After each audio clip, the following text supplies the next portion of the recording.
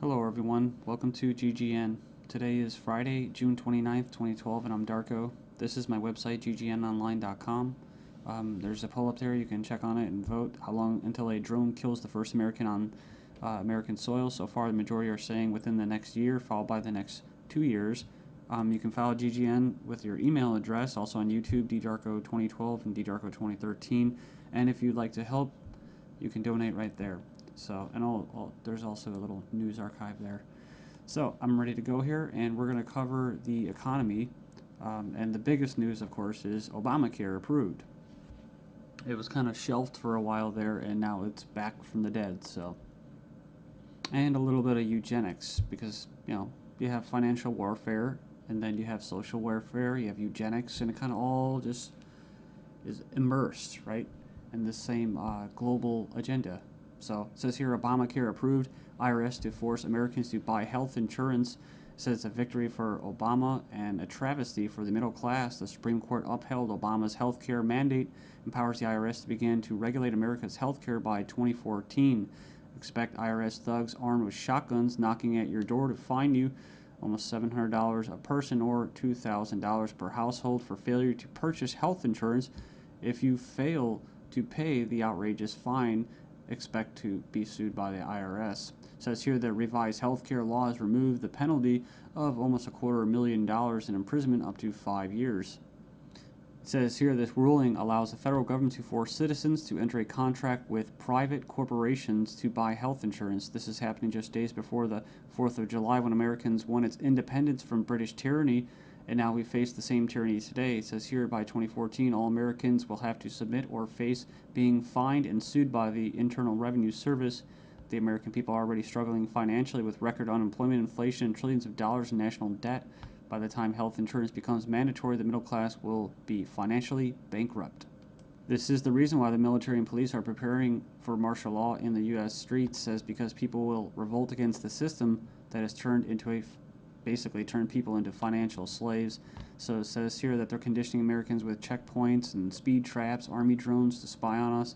We're going to cover all this, rolling out the tanks and putting military goons on residential streets to prepare us for what is to come in the future. It says here the Bilderberg Group discussed in Spain about wanting to level America into a third world impoverished nation where we're all poor under world government dictatorship. It says here soon the Americans' standard of living will drop significantly, and it won't just be the standard of living, it will be their age of death, right? Their basically the average lifespan. It says here services will be cut. We're going to get into that too, death pathway and stuff like that.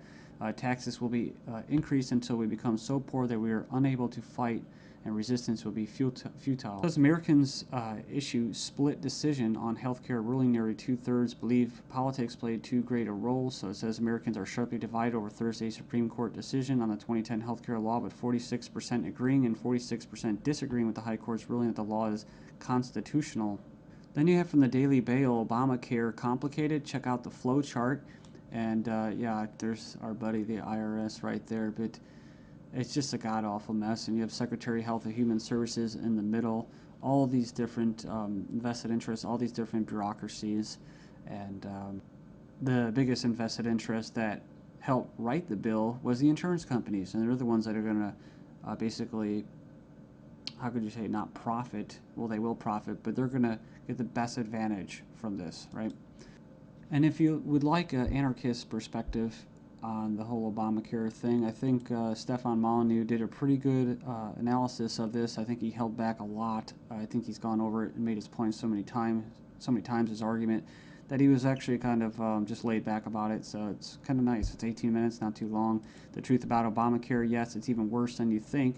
And right here in the description, he puts in there the 6 facts that he presents in his argument. So fact 1, there is no law in the U.S. anymore. Basically what he's saying is that if they could just do anything, then there's no law, right? And it's tricky because, in quote, in a stateless society, there would be what? No law. Well, there would still be common law. See, this isn't common law. This is political law. That's why you have pigs, political law enforcement, and the like that are going to be enforcing this, federal agents and that. So in other words, what he's saying is that you might as well just have no government, because right here you have a dictatorship with, quote, laws, right? They have laws that basically write in a dictatorship.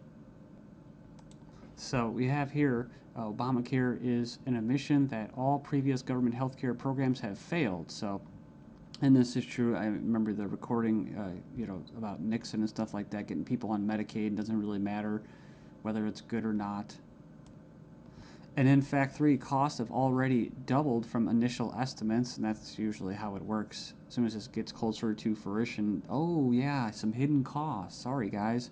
Fact 4, 70% plus of healthcare issues result from individual choice. So the thing about it, he's talking about smoking, drinking, eating basically a lot of bad food and stuff like that. You can actually help. But a lot of these people that are going to, quote, benefit from this are not going to be doing anything to help their own health, right? So it says here the inability to discriminate on pre-existing conditions is an essential driver of healthcare cost.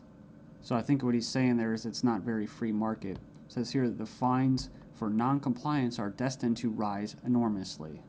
We have 15 reasons why the Obamacare decision is a mind-blowing disaster for America. It was actually, it says here it was voted 5-4 decision to uphold the vote. And it says here, the bill, it says here the swing vote was Chief Justice John Roberts, who was appointed by George Bush, W. Bush.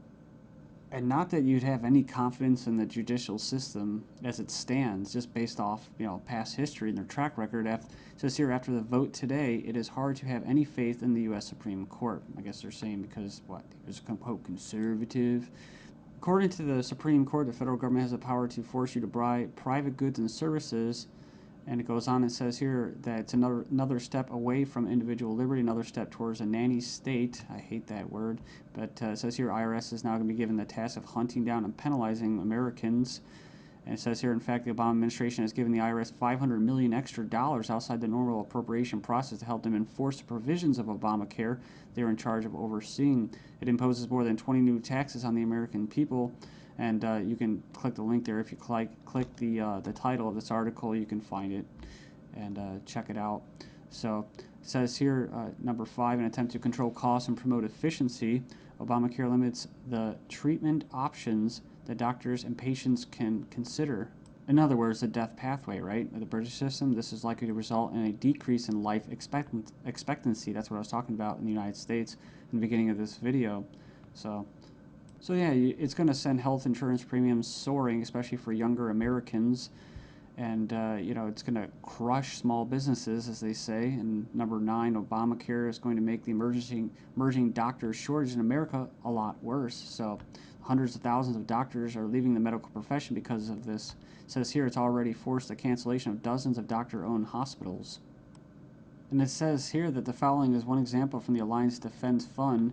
It's an insidious little provision. It says here, did you know that this bill, you'll have to pay for life-saving drugs, but life drugs are free. So 100% free. If this plan were really about health care, it wouldn't be about, it would be the other way around. So yeah, it's like robbing from the future to pay for the living. So and it just turns into a god-awful mess. It's not even just politics, it's generational. 13 reasons why the revolution might start with Obamacare. Go in there and check that out. I'll just name a few and you can hopefully go in there and check it out. It says here that's a direct tax which is unconstitutional under Article 1, Section 9. And you can go in there and read that. It says here it violates states' rights since federal government does not have the constitutional authority to take over healthcare as stated in the 10th Amendment outlined in the Bill of Rights. This mandate is involuntary servitude or slavery to big banks and insurance industries, neither slavery nor involuntary servitude except as punishment for a crime whereof the party shall be duly convicted. Basically, the 13th Amendment. So yeah, that's the federal government's 4th of July Independence Day present to Americans. It's pretty crazy. I mean, you think the timing of this was just happenstance? I bet it isn't. Let's just show you. Just give you a big middle finger right in front of your face. Stagnating life expectancies in the United States. Poor U.S. citizens live 5 years less than the affluent, but they don't talk, what about the middle class, right? So despite modest gains in lifespan over the past century, the United States still trails many of the world countries when it comes to life expectancy. We remember this article, top doctors chilling claim the NHS kills off 130,000 elderly patients every year. It says here, a professor says doctors use death pathway to euthanasia of elderly. Says here that Liverpool care pathway, death pathway, may be slippery slope to backdoor euthanasia. This is from 2009 from the Telegraph. Says here that the patient assessment selects those deemed close to death for withdrawal of food and fluids or being placed on a continuous sedation until they die off. Next up, we have another little example. Doctors said this individual was a typical lazy teenager. Actually, she had an aggressive form of cancer. So it goes on here. It says that she was finally diagnosed after she had an MRI scan following a fall. So basically, she was left undiagnosed for 6 months after doctors mistook her symptoms for typical teenager laziness. So as cancer rates soar due to the eugenics and that, I see these articles. European meeting to be held to raise awareness of the eugenic current of European society held in Strasbourg, France.